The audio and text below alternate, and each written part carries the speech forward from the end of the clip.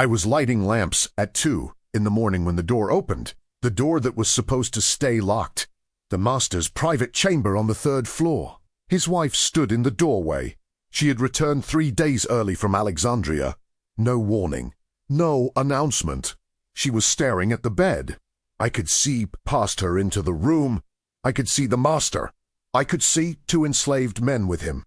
James from the stable, Thomas from the fields, their shirts on the floor. The master offered me a choice 6 months later. Sign a paper saying I saw nothing that night, or be sold to Alabama Cotton. I refused to sign.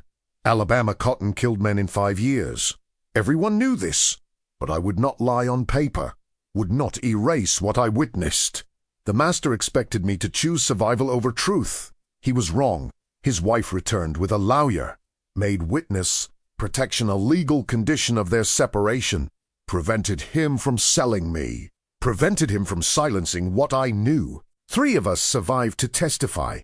James, Thomas, me.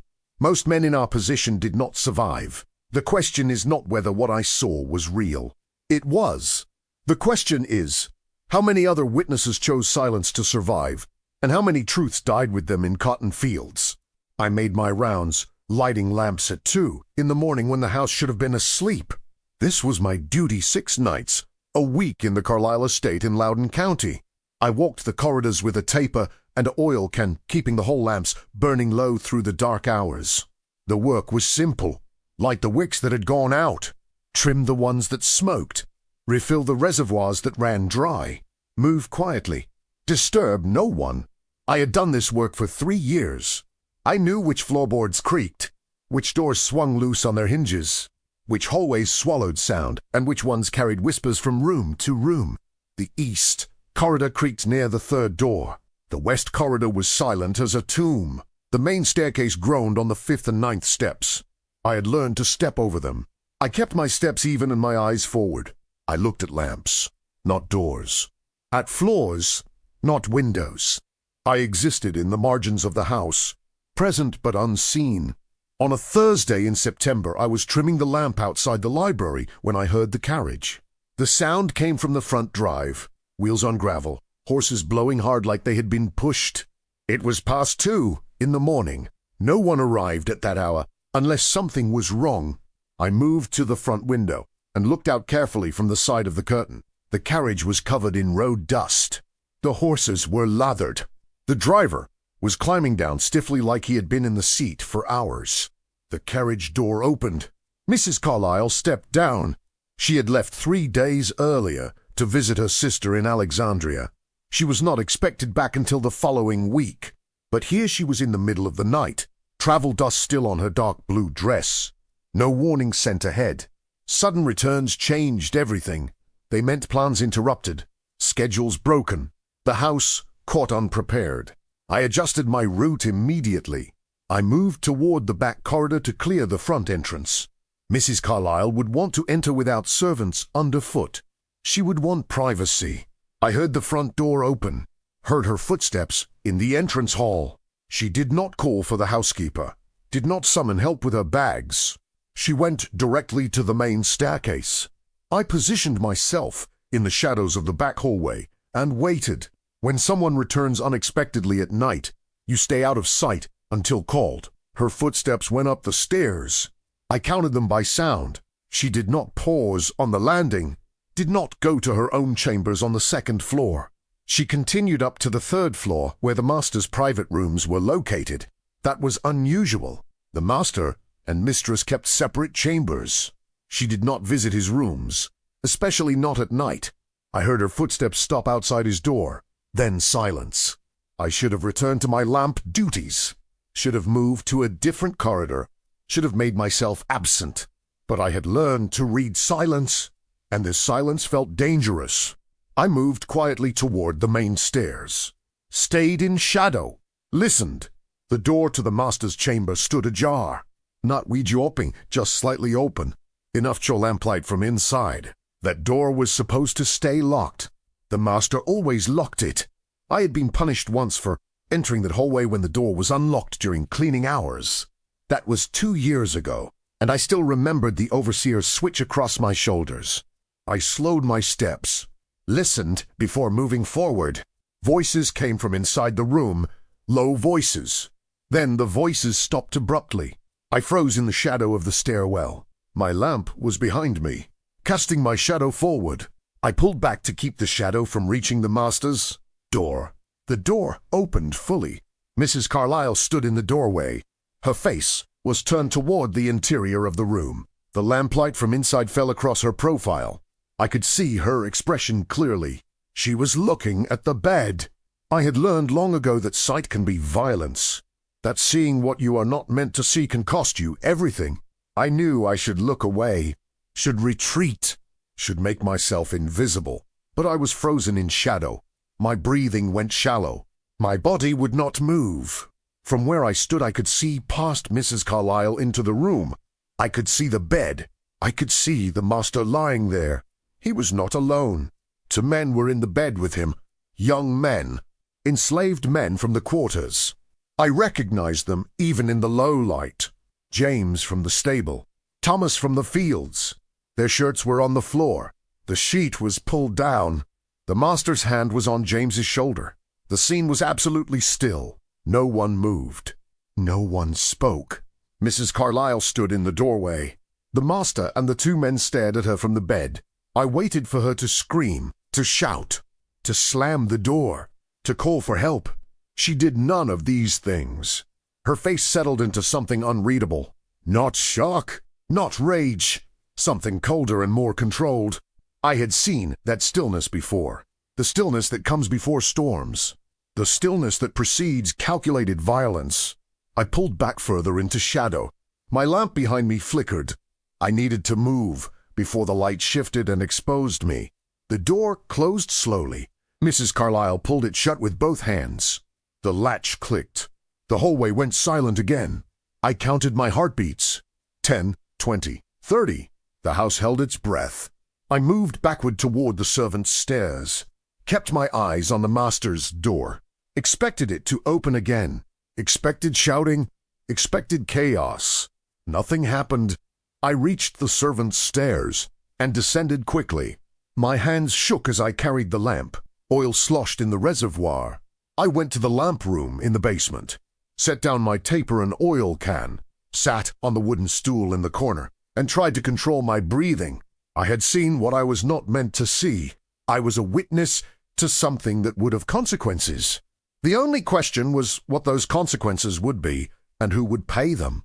I knew from experience that when scandal happened in the master's house, enslaved people paid the cost.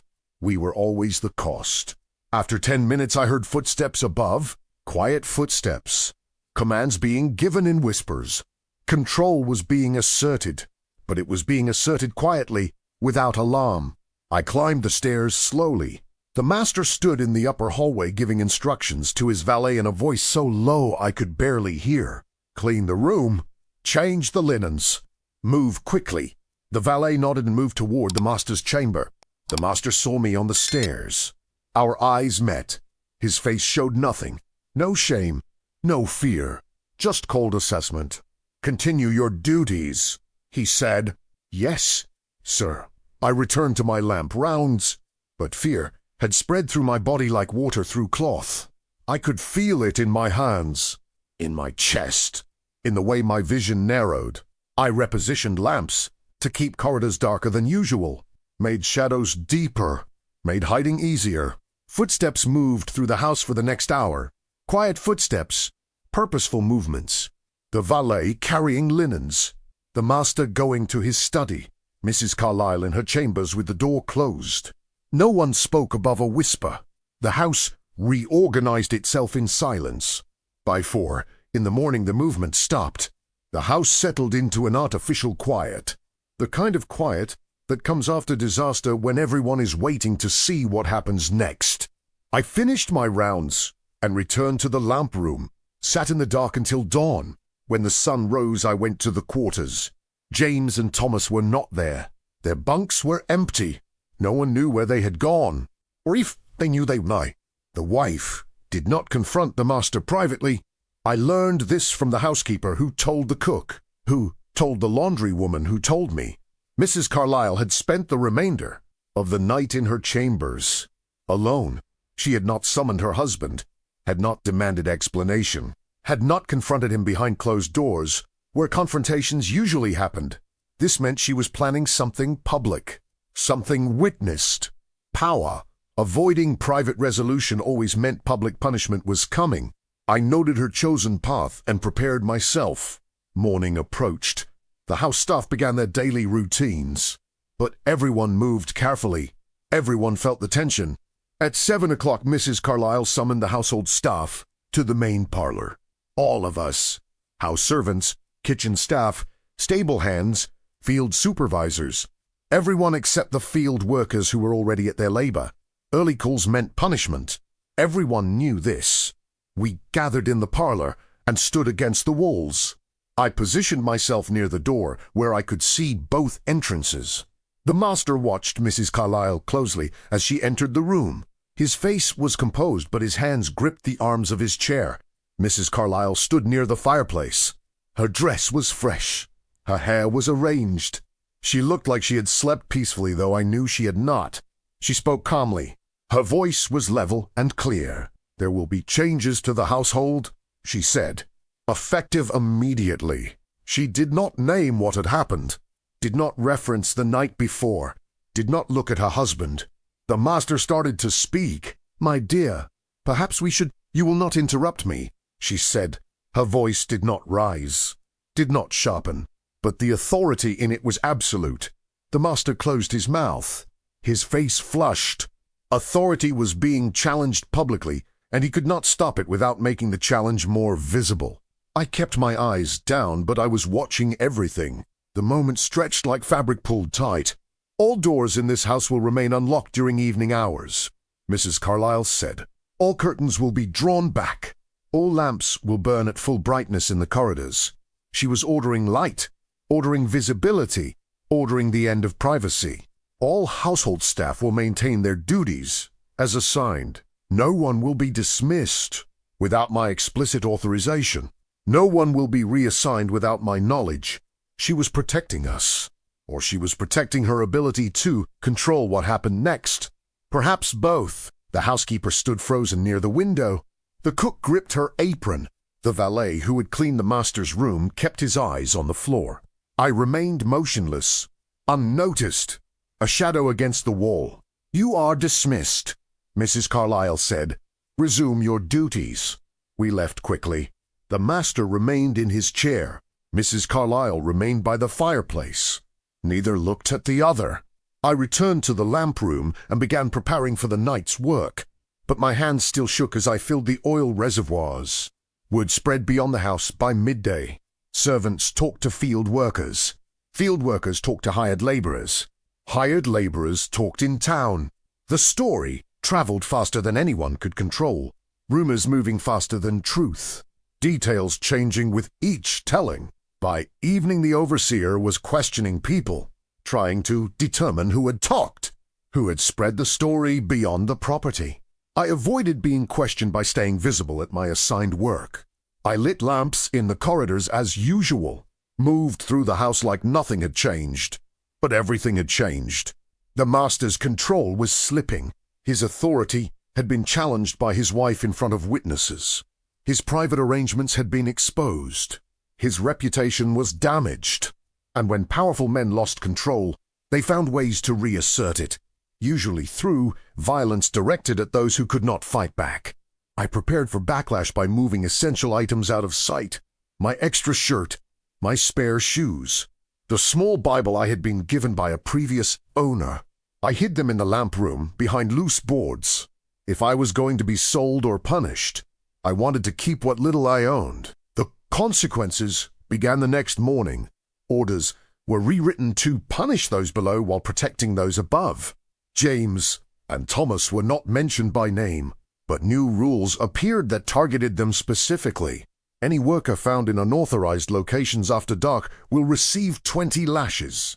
Any worker absent from assigned quarters without written permission will be sold immediately. The scandal was being redirected downward. The master's actions were being erased. The enslaved men's presence in his room was being transformed into their crime rather than his.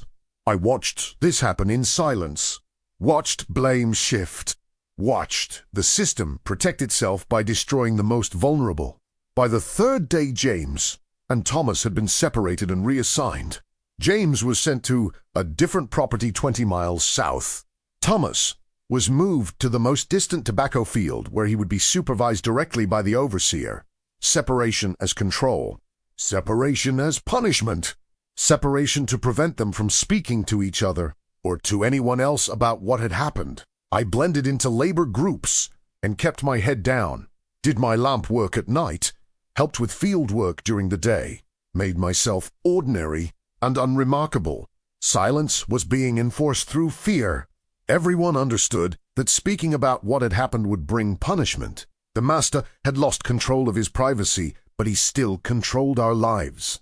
The house rewrote itself around the scandal. The wife's new rules remained in effect. Doors stayed unlocked.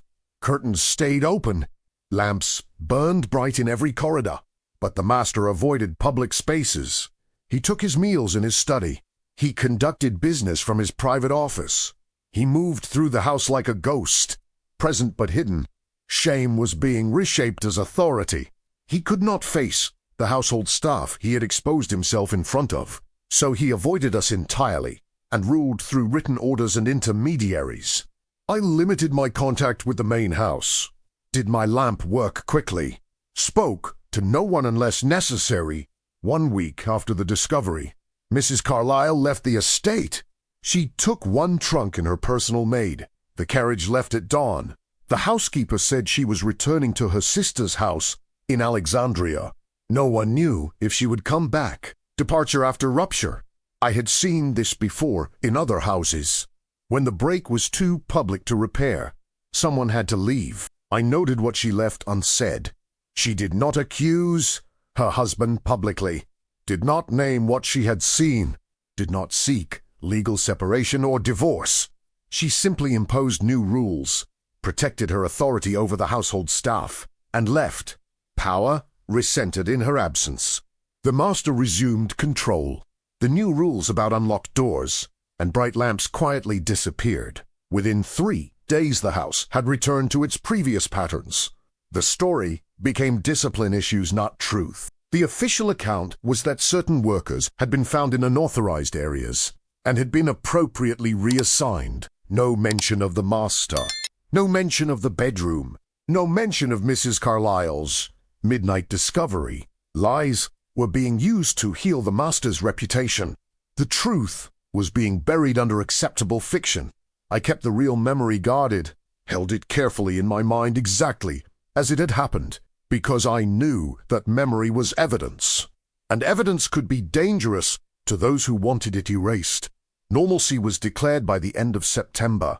The master resumed his public activities, attended church, conducted business, entertained visitors. No one outside the household mentioned the scandal. Either they had not heard the rumors or they had chosen to ignore them.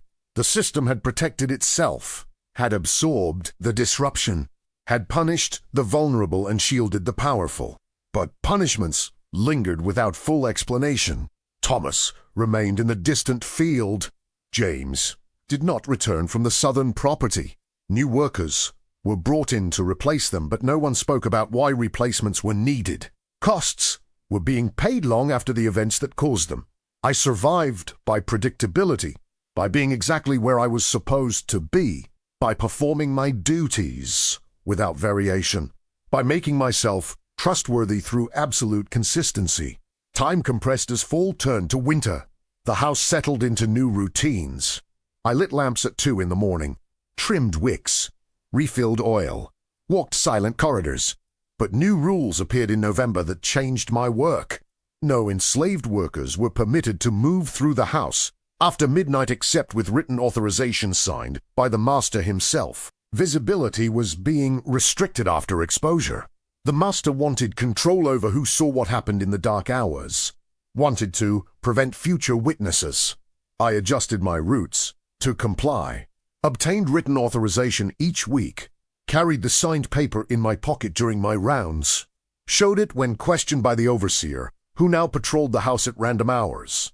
Fear settled into routine. The sharp terror of discovery faded, but the constant low fear of being watched, being questioned, being found in violation of new rules that fear became normal.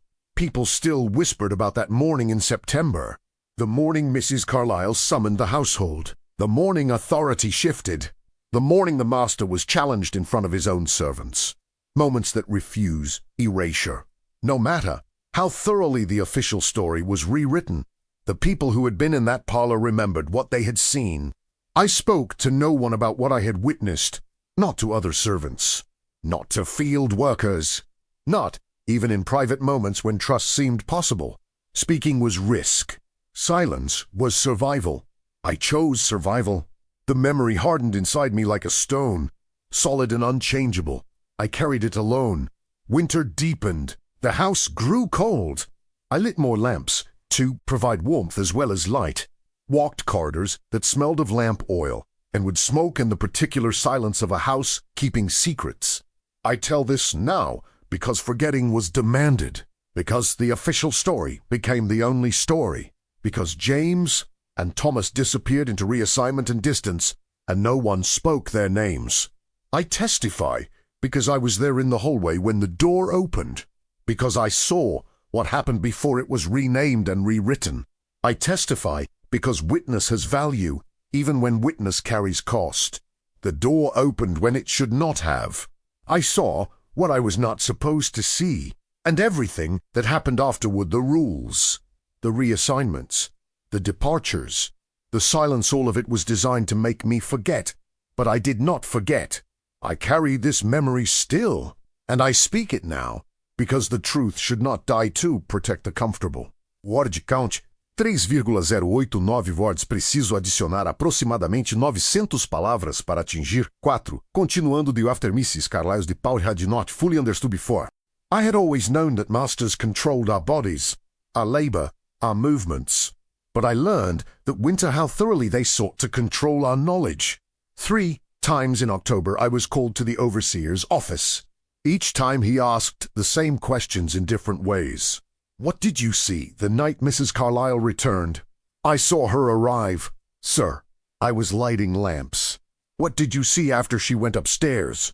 Nothing, sir. I continued my duties in the lower corridors. Did you hear anything unusual? No, sir. Each answer was technically true. I had seen her arrive. I had continued my lamp duties. Eventually, I had heard nothing unusual. Because I had heard nothing at all, the scene I witnessed had been completely silent. But the truth between my words and his questions was a chasm I had to navigate carefully. One wrong phrase, and he would know I was hiding something. One hesitation, and he would press harder. After the third questioning, he seemed satisfied. Or he had decided I knew nothing useful. Or he had decided that pressing further would only confirm there was something to hide. I returned to my work and kept my face empty of everything I knew. In November, a visiting minister came to preach at the estate. This was unusual. The family normally attended services in town, but the master had invited this particular minister to conduct a private service in the main house. All household staff were required to attend. We stood in the back of the parlor while the minister preached about discretion, loyalty, and the proper ordering of households. A servant who speaks against his master speaks against God's ordained order, the minister said. His voice filled the room. Silence is not merely prudence. It is righteousness. I understood then that this sermon was meant for us, was meant to sanctify our silence, to make our complicity feel like virtue. The master sat in the front row. His face showed satisfaction. He had found a way to frame his demands as moral teaching. After the service, we were dismissed with a warning from the overseer. Anyone spreading rumors or falsehoods about this household will be sold south. This is not a threat. This is a certainty. The message was clear. Speak and be destroyed. Stay silent and survive. I chose survival again, but the choice felt heavier each time I made it. December brought changes to the sleeping arrangements in the quarters. Thomas had not returned from the distant fields. James had not returned from the southern property, but 2 new young men had been purchased at auction. They were assigned bunks near mine. Both were field workers, strong and young, maybe 19 or 20 years old. They kept to themselves mostly, did their work without complaint. But I noticed the master watching them sometimes when he walked past the fields. The same assessing look I had seen before. I wanted to warn them, wanted to tell them what I had seen, wanted to give them knowledge that might protect them. But how could I warn them without endangering myself? And what good would the warning do? They could not refuse the master any more than James or Thomas had been able to refuse. Knowledge without power is just another burden to carry. I kept silent and hated myself for it. By January, the household had settled into patterns that felt permanent. Mrs. Carlyle had not returned. The master conducted his life as before, perhaps more carefully, perhaps with more discretion, but fundamentally unchanged. James and Thomas existed somewhere beyond my knowledge. The new rules about nighttime movement remained in force. The bright lamps and unlocked doors Mrs. Carlyle had demanded were quietly abandoned. Everything had been absorbed. Everything had been managed. The system had bent slightly under pressure and then returned to its original shape. Only the people were different. Only the broken and displaced and silenced people carried the permanent marks of what had happened. I lit my lamps each night at 2 in the morning, walked corridors that looked the same as they had in September but felt different. The shadows seemed deeper now. The silence seemed more deliberate. I knew what had happened in the master's chamber. I knew what the official story claimed had happened. I knew the gap between these two things.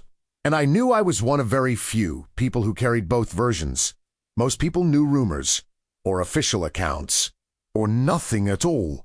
But I had stood in that hallway, had seen with my own eyes, had heard the silence that followed discovery. I was a witness, and being a witness made me dangerous. This knowledge sat in my chest like a weight. Some nights, I could barely breathe under it. In February, I made a decision. I began to write down what I had seen. Not on paper, I had no safe place to keep paper, but in my memory, with deliberate precision, I memorized the date, Thursday, September 12th, 1844. I memorized the time, approximately 2:15 in the morning. I memorized the positions of people in the room. Mrs. Carlyle in the doorway, the master in the bed, James to his right, Thomas to his left. I memorized the color of the lamplight, yellow-orange, burning from the bedside table. I memorized what the master was wearing, a white nightshirt, unbuttoned at the collar. I memorized Mrs. Carlyle's expression, not shocked, not enraged, controlled and cold and calculating.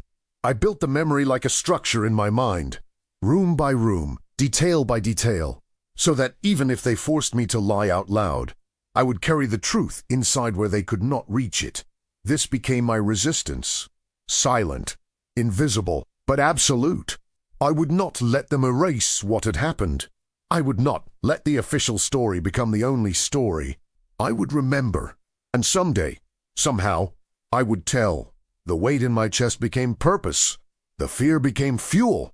The silence became strategy. I lit lamps at 2 in the morning and carried rebellion in my mind. This is what I learned that winter. They could control my words, but they could not control my memory. They could demand my silence, but they could not make me forget. They could rewrite the official record, but they could not rewrite what I had seen. I was a witness, and I would remain a witness. Even if I never spoke the truth aloud, even if I died with it unshared, I would know it. I would hold it. I would refuse to let it dissolve into the convenient lies they told themselves. This was the only power I had, but I claimed it completely. February ended. March began. The house continued its routines. I continued mine, but I was not the same person I had been in September. I had learned what I was capable of, what I could carry, what I could preserve. I had learned that witness is a form of resistance, that memory is a form of testimony, that silence can hold truth, even when speech is impossible. The master thought my silence meant compliance. The overseer thought it meant ignorance. They were both wrong. My silence meant survival, but inside that silence I was building something they could never destroy. I was building the record they tried to erase. And I carried it forward into spring knowing that someday, somehow, this testimony would matter. The door had opened when it should not have. I had seen what I was not supposed to see, and I would never unsee it. The truth revealed itself completely in March of 1845, 6 months after the door opened. I was in the lamp room cleaning wicks when the housekeeper came to find me. Her face was tight with something between fear and anger. "The master wants you in his study," she said. Now, I followed her upstairs. My hands were steady, but my chest felt hollow. Being summoned to the master's private study was never good. He sat behind his desk with papers spread before him.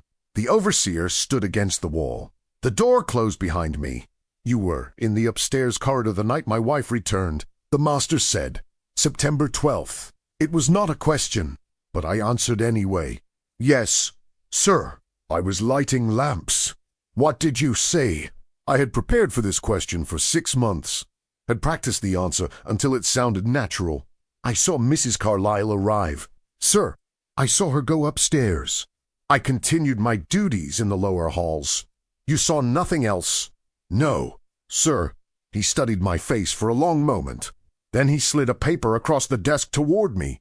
"This is a bill of sale," he said, "transferring you to a property in Alabama, Cotton Plantation. The buyer leaves in 2 days." My blood went cold. Alabama cotton meant death. Everyone knew this. The work killed men within 5 years. However, the master continued, "I am willing to void this sale on one condition." I waited. "You will sign a statement saying you witnessed nothing unusual on the night of September 12th, that you heard no disturbance, that you saw no one in locations where they should not have been." He pushed another paper forward, a prepared statement with blank spaces for my signature. "You can read," he said. "Read it carefully." I read the document. It was exactly what he had described. A formal declaration that nothing had happened, that the rumors spreading through the county were false, that I, as the only servant in the upstairs corridor that night, could testify to the normalcy of events. "If you sign this," the master said, "the sale is canceled. You remain here.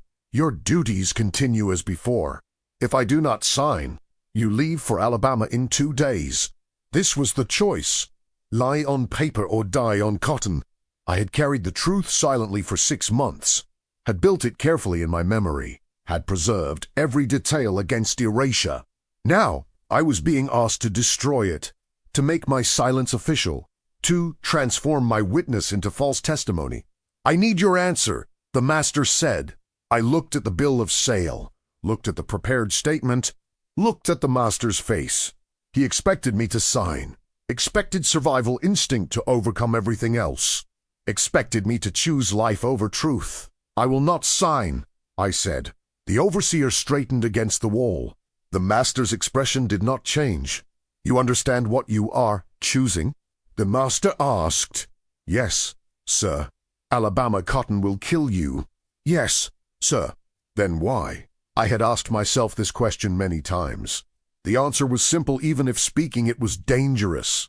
"Because what I saw happened," I said, "and signing that paper will not make it unhappen." The master's face hardened. "You are choosing death over a signature. I am choosing truth over a lie. Sir, the truth will die with you in Alabama."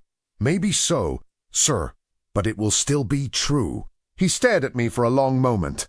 Then he picked up both papers and tore them in half. "Get out," he said. I left the study, walked downstairs on legs that barely held me, returned to the lamp room, and sat in the dark trying to understand what had happened. He had not sold me, had not forced me to sign, had simply dismissed me. I learned why 3 days later when Mrs. Carlyle returned to the estate. She came unannounced again, though this time in daylight. She brought her sister and her sister's husband. She brought a lawyer from Alexandria. The household was summoned to the main parlor, all of us, just like before. But this time the master was not present. He had locked himself in his study. Mrs. Carlyle stood near the fireplace. Her sister stood beside her. The lawyer stood near the door with a leather case full of documents. "I have returned to collect my belongings," Mrs. Carlyle said. "I will be leaving this estate permanently. I am seeking legal separation from my husband." Legal separation was rare, scandalous. It meant the marriage was being publicly acknowledged as broken. "I want you to know," she continued, "that I have made provisions. Every person in this household who witnessed events in September will be protected. You will not be sold. You will not be punished. I have secured legal guarantees." She looked directly at me when she said this. She knew. Somehow she knew I had been in that hallway. "If any of you are threatened or harmed," she said, "my lawyer has instructions to pursue charges. My husband has agreed to these terms." The lawyer nodded. "The agreement is legally binding," he said, witnessed, and filed. Mrs. Carlyle left that afternoon, took her belongings, and departed in the same carriage she had arrived in. The master emerged from his study after she left. He looked 10 years older. His control had been broken not by confrontation but by legal action. His wife had used the law to protect witnesses he wanted silenced. The system's flaw was now fully exposed. The master had power over his slaves, but his wife had power over him through law and property and social standing. She had used her power to prevent him from using his, had made witness protection a condition of the separation, had turned the law into a shield for people who normally had no legal protection at all. This was unprecedented, shocking, a crack in the foundation of how power normally worked. The human cost became fully visible in the weeks that followed. Mrs. Carlyle's protection meant I could not be sold, but it did not mean I could continue working in the main house. I was reassigned to field labor, the lightest field labor, but still fields. The master could not punish me directly, but he could remove me from his sight. James was allowed to return from the southern property. Thomas was brought back from the distant fields. We were reunited, but we were changed. Thomas did not speak anymore, not completely silent, but his words were few and careful. Something in him had broken during those months of isolation. James was angry, controlled anger that showed in his eyes and his movements. He worked hard and said nothing, but the anger was always there. We never spoke about what had happened in the master's chamber, never named it aloud, but we all carried it, all bore the weight of it. The cost appeared in other ways, too. The housekeeper, who had maintained the household for 20 years, was dismissed, not for wrongdoing, but for knowing too much. She was given references and sent away. The valet, who had cleaned the master's room that night, was sold to a property in Richmond. Not Alabama, not death, but still displacement, still punishment for proximity to scandal. New servants were hired who knew nothing. The household was rebuilt around people who had no memory of September. The master's reputation in the county never fully recovered. People were too polite to mention the scandal directly, but invitations decreased. Business, relationships cooled. His social standing eroded slowly but steadily. He had kept his property and his position, but he had lost the respect that made both things valuable. Mrs. Carlyle moved to Alexandria, lived with her sister, never remarried, used her separation settlement to fund a small school for free black children. I learned this years later from a traveler who had known her. She had transformed her pain into purpose, had used her resources to create something good from the ruins of her marriage. The master lived alone in the estate until his death in 1852. The property was sold to pay his debts. The new owner freed all the enslaved people on the property as a condition of sale. This was unusual, nearly miraculous, but it happened. I was 31 years old when I became legally free, had spent 14 years enslaved, had carried the memory of that September night for 7 years. I tell this story now, in 1856, 11 years after the door opened. I tell it because the truth did not die. In Alabama cotton, as the master predicted. I tell it because Mrs. Carlyle's legal action proved that power could be challenged, that the system had weaknesses, that protection was sometimes possible even for the most vulnerable.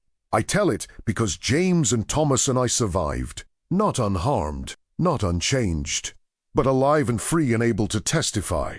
The hidden truth was this: The master used enslaved men for his pleasure and believed his power made this acceptable. His wife discovered this and used her own power to protect witnesses rather than simply punish her husband. This was the exception that proved the rule. In most cases, in nearly all cases, the enslaved men would have been sold or killed.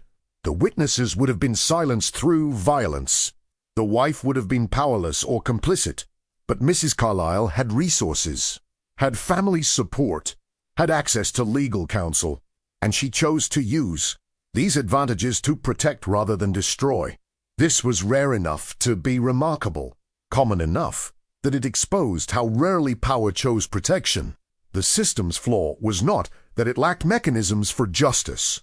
The flaw was that those mechanisms were only available to people with property and standing, and they were almost never used to protect enslaved people. Mrs. Carlyle was the exception, but her exception proved how thoroughly the rule dominated. I speak now because forgetting was demanded, because the official story claimed nothing happened, because James and Thomas were supposed to disappear into reassignment and distance. But we did not disappear. We survived. We remember. I speak because I stood in that hallway when the door opened, because I saw what I was not supposed to see, because I refused to sign away my witness. I speak because the truth cost me 6 months of terror and 7 years of carrying silence. But it did not cost me my life. I speak because others who witnessed similar events were not as fortunate, were sold south, were killed, were silenced permanently. I speak for them as much as for myself. The door opened when it should not have. I saw the master with enslaved men who could not refuse him. I saw the wife discover what her husband had hidden. I saw the system try to erase what happened, but the erasure failed. Mrs. Carlyle's legal action prevented it. And now, 11 years later, I testify to what the system tried to bury. This is the record they demanded I forget. This is the truth they threatened me to hide. This is the witness I preserved through silence and fear and the impossible choice between truth and survival. I chose truth, and by mercy, or fortune, or Mrs. Carlyle's intervention, I survived to tell it. James works as a carpenter in Philadelphia now, married, has 2 children, still carries the anger but has built a life around it. Thomas lives in Boston, works at the docks, speaks more now than he did in those first years after returning from the fields. The silence broke slowly, but it broke. I work as a teacher, use my ability to read and write to help others learn. Tell my students that witness matters, that truth has value even when speaking it is dangerous, that sometimes, rarely, the powerful choose protection over destruction, and when they do, it creates possibilities that did not exist before. Mrs. Carlyle made a choice. In that September dawn, she could have blamed the enslaved men, could have demanded their punishment, could have joined her husband in erasing what happened. Instead, she used her power to bind his power, to prevent the violence that usually followed exposure, to create legal protection where none typically existed.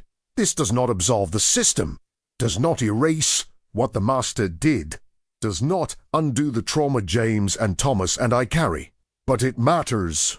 It shows that choice existed even within structures of domination, that some people, when confronted with evil, chose to limit harm rather than multiply it.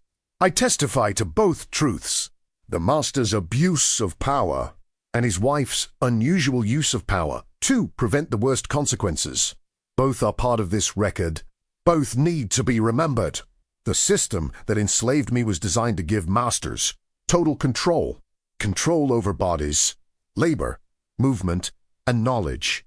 But the system had a flaw.